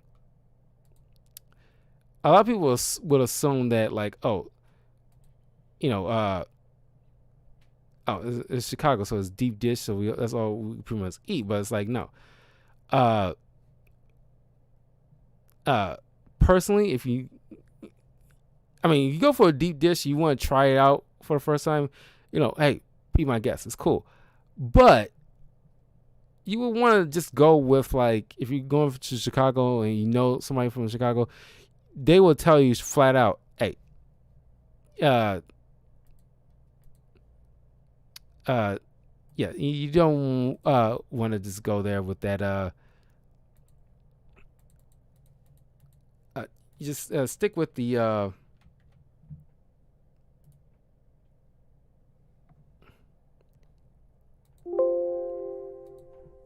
Stick with the thin crust. The thin crust is where is that thin crust pizza, wherever you kind of like. Order thin crust pizza. But here's the thing. You want to, there's certain places you go. There's like, of course there's like Giordano's. But there's also just these little little restaurants here and there through Chicago that, depending on, a friend who has been in Chicago for more than a couple of years would know a few good pizza joints that serve real good, not like the commercialized chain restaurants. Like Giordano's fine, but it's kind of like you want like certain dive type of places that serve pizza, and some more often than not they serve pretty good pizza.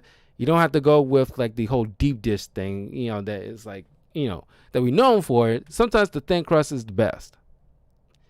I know I went off on a tangent with pizza. It's like, it's just, our pizza is technically better than, New York's. I'm just saying. I know I just said I haven't tried New York pizza before. Well, I was in Vegas. I probably should have, because there's like certain spots that had it's kind of like a bazaar with restaurants, and I could have gone to a place that serve a slice of New York pizza, and I could have just tried it there and see like what was the all the fuss was about when it comes to those New York pizzas. But whatever. Anyway, no, not yet. That's the next thing. Anyway, they get attacked by this mysterious assailant woman, and uh, uh, it turns out to have like a huge grudge against Hawkeye over the loss of her daughter through an Avengers battle that she, for some reason, only focused on Clint. I'm not sure if it was like a Clint-centered type of adventure that the Avengers tagged along, or at least, no, I mean, it's probably like a centered Hawkeye thing, but since he's an Avenger, she kind of like focused on him, but she by and large don't like any of the like superhero community, because through their misadventures, they forget about the people on the ground. It's kind of like this, similar to like Avengers 2 leading into Civil War, how like their battles end up causing like more harm to the people down below. Then they realize after they go home after the battle, thinking like, oh, the day is saved kind of thing, and don't realize the aftermath they causing. And this little mysterious woman turned out to be like Eden Vale, which she's not a very well known like villain. She's probably like I don't even know she even like, I think she's kind of like a one off villain, but she has a power of teleportation. But teleportation in a way where it's like she takes, if she has even like a small drop of somebody's blood, she can easily transport them through a particular time into wherever spot that she choose to.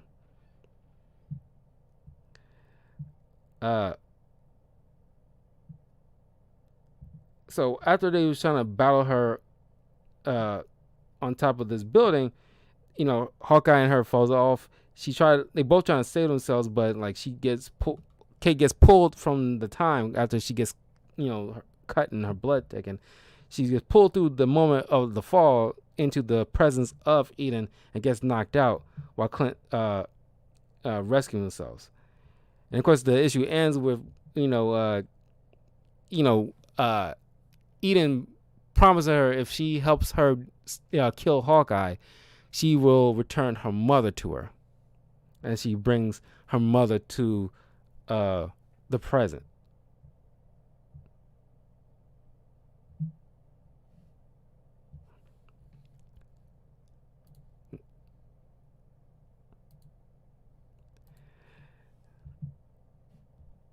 Now,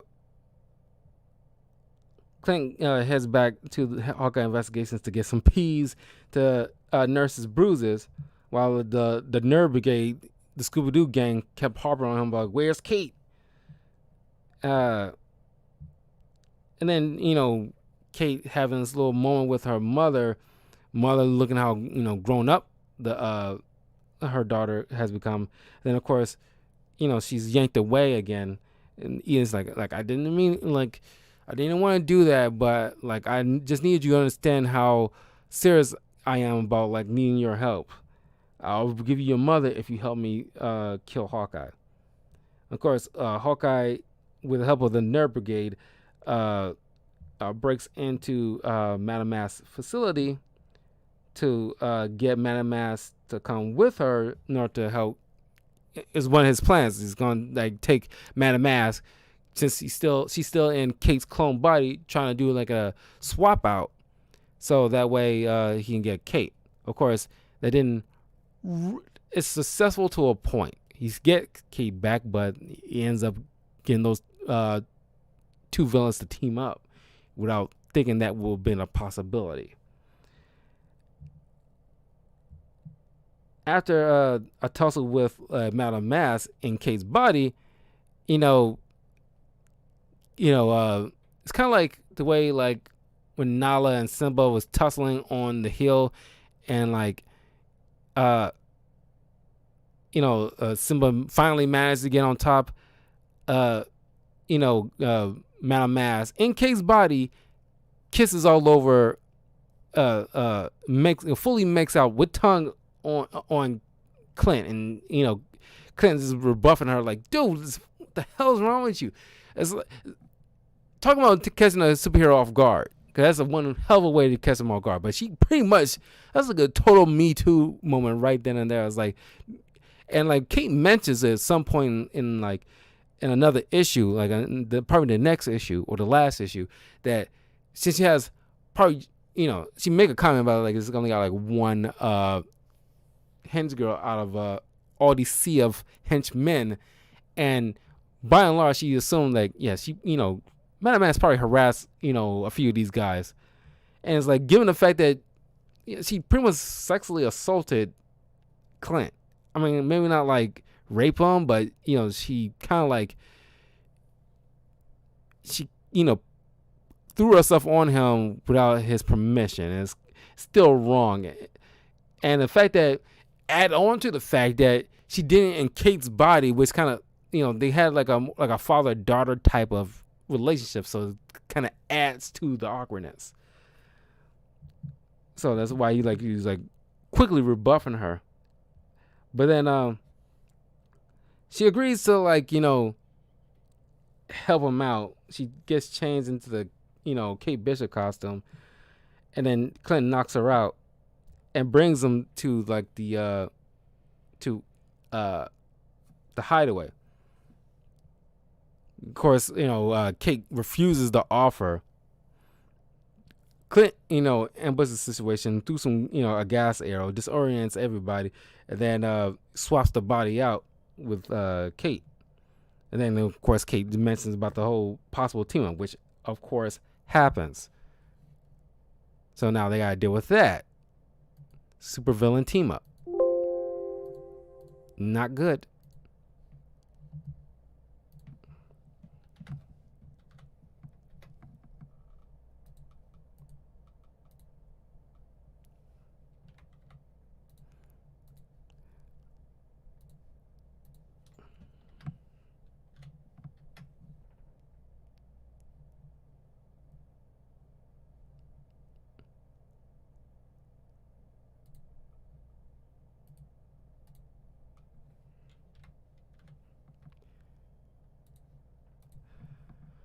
Okay. Stop doing that. Sorry, that's a little crazy pop-ups. Sorry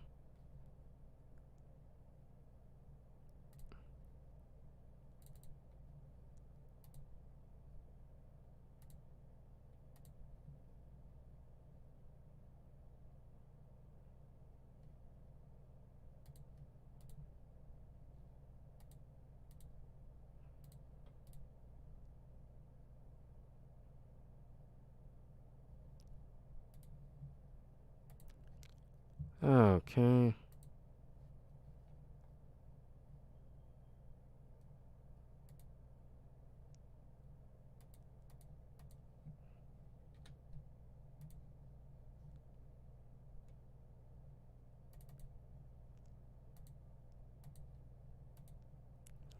Sorry about that. Okay. Now,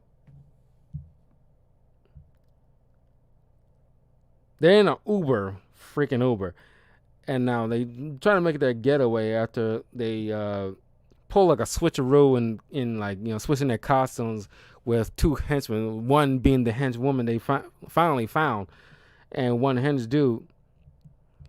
And while they're making their escape, Eden managed to pull.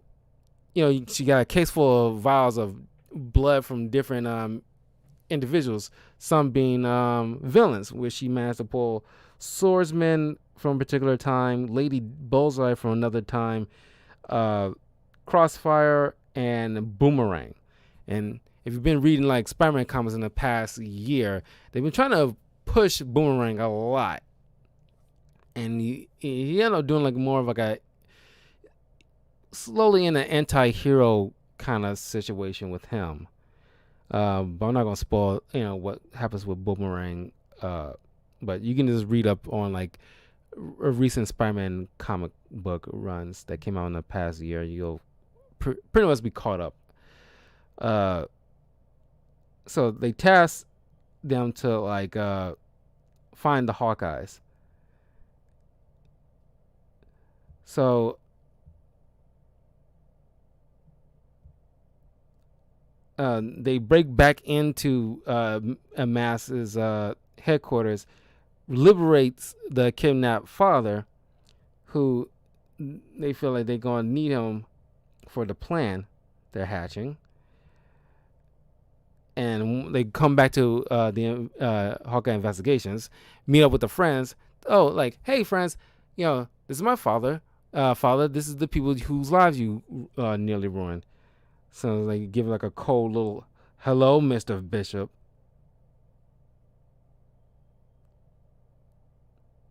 And it's like, it's a funny little moment. It's like, his mouth still taped up. It's like,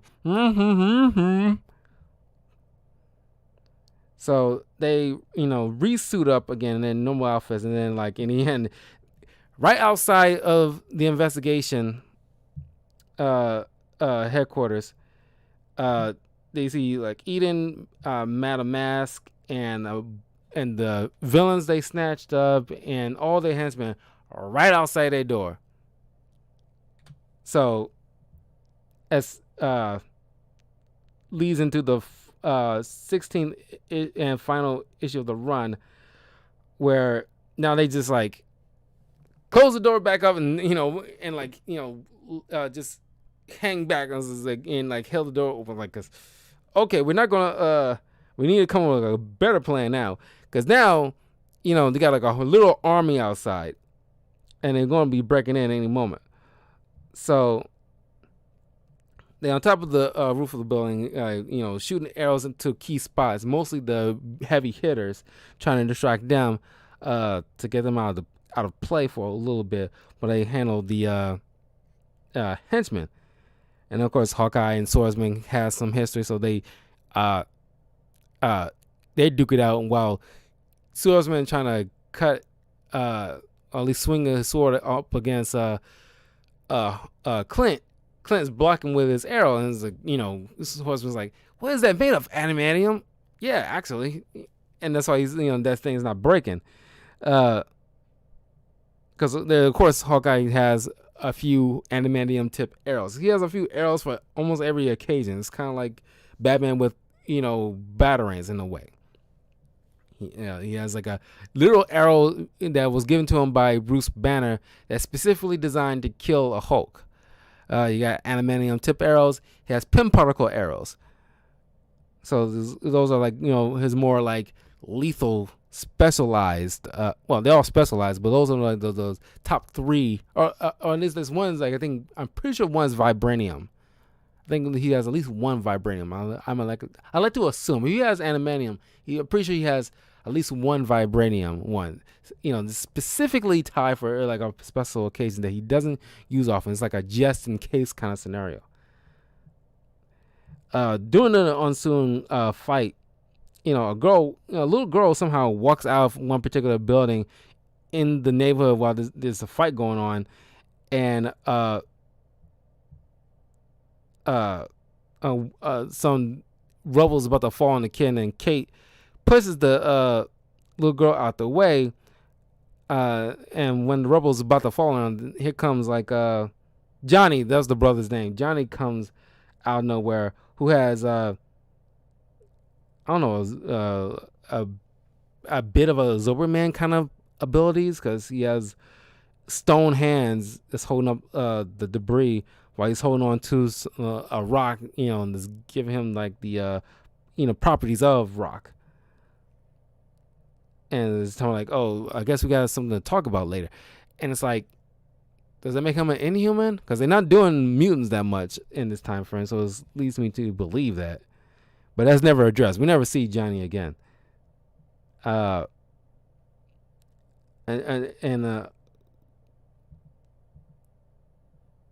of course, thanks to Kate's father, who she later on ties, saying like, "I'm going to trust you in this, kind of situation. If you care about me as you say you do, you're going to help me in this particular matter." So he puts like he uses abilities to put like swordsman, lady, bullseye, boomerang, and to sleep and everything like that. And Kate trying to talk down Eden, who's real like, because she doesn't want to hurt civilians, but she's realizing the catastrophe that she's wreaking in this neighborhood. And then Madame Mass is trying to like talk her out of it. Not talk her out of it, but it's like, don't listen to him, Kate. Don't listen to Eden. They're trying to distract you. You stay on mission. And then of course like they separate the two, so Kate can do her thing. But then Clint is like picking up where she left off, is explaining like what I did was wrong. Like, you have a right to be angry with me. I will accept any kind of punishment that you want to dole out on me, but please don't hurt anybody else. Like, please leave this neighborhood alone. And then Kate comes out from the behind, the two villains, takes the briefcase full of the blood from Eden, and then Clint yanks Madame Mask away. Eden sends the main villains, swordsman and the others, back to their respective time. And she Kate tells her like, what was your daughter think when if she sees you behaving this way in her name? And it's like, well, let's ask her. She hands her the vial with a little drop of her own daughter's blood that she somehow kept. And then this little toddler girl comes through like the teleportation time thing. And like, she's in, the mother's in tears, and she gets to see her daughter once again. And Kate realizes that, this power doesn't last long. Eventually they go back automatically. She can't keep them permanently. And so she realized like, Eden was never going to be able to keep her mother permanently. So she knew that was like a pipe dream anyway. So Eden's pretty much like neutralized at this point. She gets to hold her daughter. It was a nice little touching little few panels where she's a mother just reuniting with her daughter. There's another parallel between like like a father reuniting with the daughter and a mother reuniting with her own daughter, and it's kind of like running parallel with how Kate's relationship with her parents, what could have been kind of situation. But then like Madame Mass ended up getting away. Mr. Bishop ended up getting away. But then you realize after this adventure is done, and Rivera comes by to arrest some of the henchmen on the scene.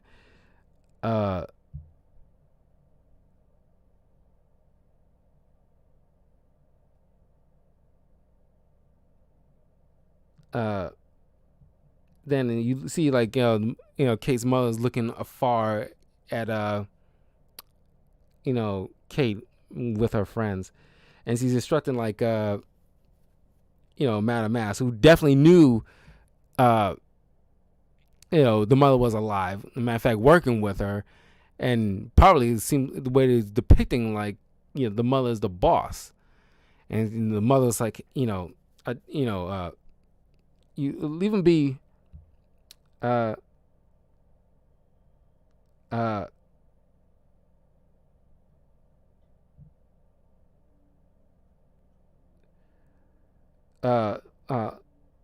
him be for now kind of situation. But it's like Mass is like explaining like, one of these days I want to kill your daughter, and it's, and Eleanor's just telling her, if you do that, you're gonna regret it. And like get your ass out of my daughter's clone body. I don't want to see you. I told you before to I want you out of that body. Don't let me tell you that again. Because she seems very like a boss type of tone in her voice.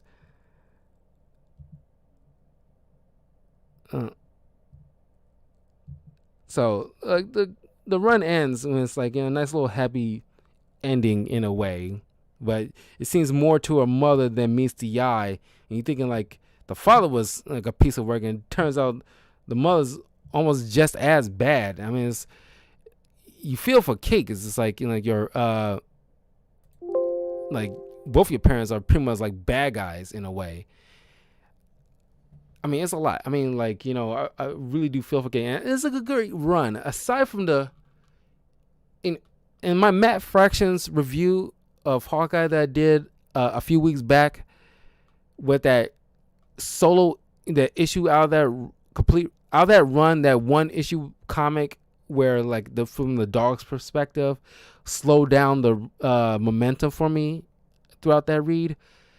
The one where, like, you know, it's all about, you know, Madame Mask going partying in Kate's body kind of slowed down the momentum in this run for me, because it didn't give me any kind of enjoyment out of it. It just wasn't much. It's just that could easily have just been Kate just hanging out with her friends and then stopping a rando villain trying to rob a club, and it would have done. And that would have been it will service just as much. But it's like, I'm pretty sure some people might find a point to that, and I guess I see a point to that. It's like, you know, but I don't know. It wasn't doing it for me, honestly. But everything else, I was having a whole lot of fun with. Definitely check out Kelly Thompson's run of Hawkeye, because honestly is of Kate Bishop Hawkeye, because honestly is been a hell of a good read. Nice little not tie-ins, but like team ups throughout the run. Get to see, like, you know, I won't say lesser known. I'm pretty sure by that time was lesser known heroes that we have more reverence for now. So it'll be nice to see like a team up with Jessica Jones and a team up with X-23. It's fun as hell. So yeah, and I think in like, you know, America Chavez, I think one of the female, you know, Captain America girls that, you know, more recent mantles taken up of Captain America. This female is pretty sure she's a lesbian, a Mexican, or black Mexican, or just a black, you know, woman. I can't remember, but I think she and Kate are friends as well. I've seen like certain pictures pop up where like those, you know, she's laying a kiss on Kate. Don't know if that's like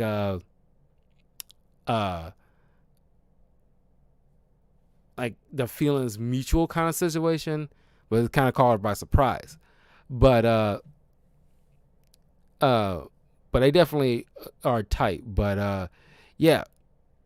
Well, I doubt I ever see these kind of group of friends ever again, because it's not like they're like Harry Osborn or Liz Allen or Betty Brant to Peter Parker, or even Genki the way to Miles Morales, where they kind of like have that kind of namestay, or at least such a great supporting character roster that they have to be brought back every time they do an adventure together.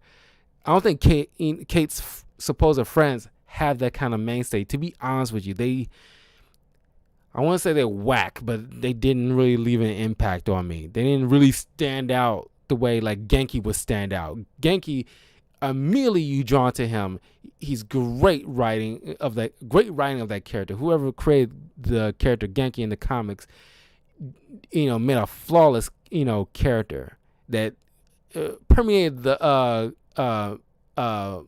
Marvel landscape, you know, as well as Miles Morales has. And I don't see like Johnny or Ramona fitting that bill, you know, ever. They didn't really stand out to me. They can easily have been one and done friends, honestly.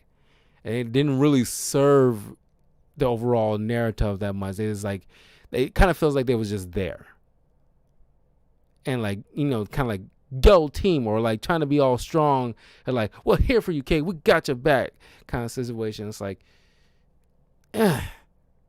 I mean, Genki. I mean, hell, even Quinn Service did more in the group than any of them did, because at least he was the man in the chair to help with the tech stuff, or the computer stuff. None of them did anything. Really, well, Johnny, at least he did one thing, saving her from the debris with some surprising out of nowhere superpowers that was never rose or at least brought up once throughout this entire run. You see it once at the tail end, and that was it. That part was like, that's what I'm saying. The Friends part was the lackluster part of the entire run, to be honest with you. But honestly, they could have just been like solo stuff and with a little team ups here and there without the need for these whack friends. And towards the end of the issue, bring those superhero friends that she teamed up with throughout the run into this overall into the climactic battle, and it would offer up more of some potency rather than these little whack friends of hers, to be honest with you. But that's just me. But beyond that, I still have fun. So leave a comment below. Let me know if you've read this comic before. Let me know what you think. If you haven't, definitely at least worth a read. If you want to familiarize yourself with Kate Bishop Hawkeye, especially for the new Hawkeye series, so you can get familiarized with Kate Bishop. And yeah, don't forget to leave a like, comment, subscribe, all that good stuff to Talkative Carl on YouTube, Twitch, Twitter, and follow me on my Patreon, patreon.com/talkativecarl, if you want to further support the channel. And yeah, I will see you guys next time. Next month, I will do a Batman Noel for the holiday comic book review. It's probably one of the best Batman Elseworlds that I've read, and I love to death. So yeah, I'll see you guys later. Take care, and happy Thanksgiving, everybody.